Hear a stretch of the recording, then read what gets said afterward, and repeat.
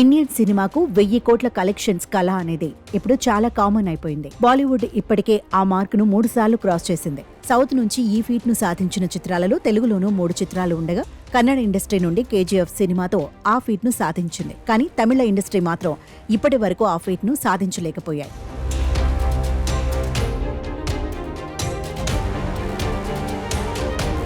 టాలీవుడ్ కంటే ముందుగానే కోలీవుడ్ 200 కోట్లు కలెక్షన్స్ సాధించిన చిత్రాలున్నాయి. ఒకప్పుడు సౌత్ లో టాప్ లేపిన కోలీవుడ్ కరోనా తర్వాత కొంచెం ఢీలా పడింది. సౌత్ లో అందరికంటే ముందుగానే కోలీవుడ్ 1000 కోట్ల కలెక్షన్స్ సాధించే చిత్రాలు వస్తాయనుకున్నారంతా. కానీ ఆ ఫీట్ ను మాత్రం సాధించలేకపోయాయి. పొన్నియిన్ సెల్వన్ చిత్రం ఆ ఫీట్ ను సాధిస్తుందనుకున్నారు. కానీ అది కూడా తేడా కొట్టేసింది. 2 పార్టులు కలిపి 1000 కోట్ల కలెక్షన్స్ వచ్చాయి. ఇక రీసెంట్ గా కంగువాయన ఈ ఫీట్ ను సాధిస్తుందనుకున్నారు.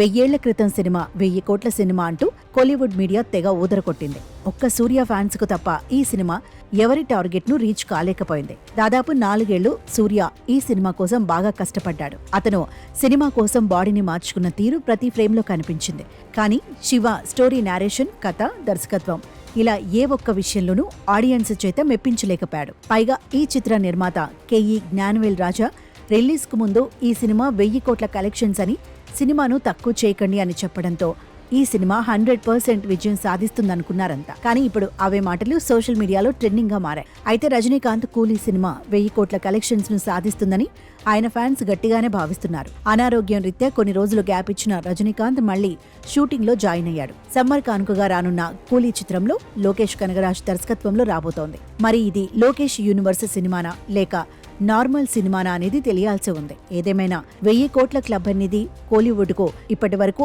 అందని ద్రాక్షలా మిగిలిపోయింది.